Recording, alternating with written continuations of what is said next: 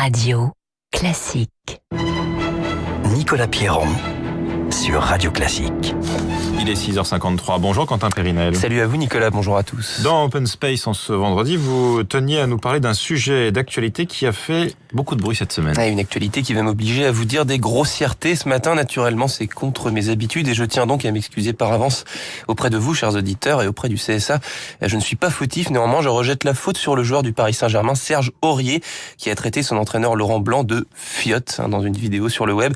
Une insulte gratuite qui prouve évidemment la finesse de son auteur, mais qui a aussi engendré un débat passionné sur le terme utilisé. D'où vient-il? Quel en est le sens exact? Est-ce vraiment une insulte? Le questionnement quant à la portée et la gravité d'un gros mot est monnaie courante. Donc à l'évidence, oui, fiotte, c'est une insulte, mais est-ce un motif suffisant pour licencier un footballeur ou n'importe quel employé finalement qui s'essaierait à lancer des noms d'oiseaux à ses collègues? Vous voulez dire qu'en entreprise aussi, certains parlent comme des charretiers? Ne faites pas innocent, Nicolas. Oui, l'insulte est même indissociable de la vie de bureau la plupart du temps.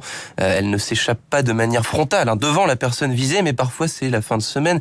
Vous êtes de mauvaise humeur, à cran, vous avez bu un ou deux cafés de trop, votre boss vous harcèle et à 12h37, alors que vous enfilez votre manteau pour partir déjeuner, il vous impose une nouvelle tâche et vous craquez.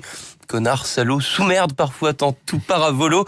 Craquer de cette manière, c'est plutôt fréquent. C'est les exemples que je viens de vous donner. C'est maître Éric Rocheblave, un avocat spécialiste du droit du travail très connu, qui les a publiés sur le web dans un article intitulé Petit guide des grossièretés au travail, où il donne plusieurs exemples de jurisprudence. Donc parmi les termes particulièrement utilisés, on trouve le con dans toutes ses déclinaisons, le petit, le gros, etc. Les insultes, le pauvre aussi, pauvre con. Les insultes sexistes, racistes, homophobes, il y en a pour tous les goûts. Bon, est-ce que tous ces grossiers personnages ont été au final licenciés? Dans certains cas, oui, mais la plupart du temps, ces dérapages verbaux restent exceptionnels et ne vont pas jusqu'aux sanctions disciplinaires.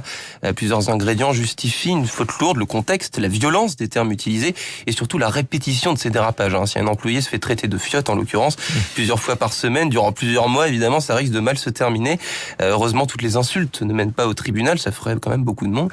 Et toutes les jurisprudences ne mènent pas non plus à un licenciement.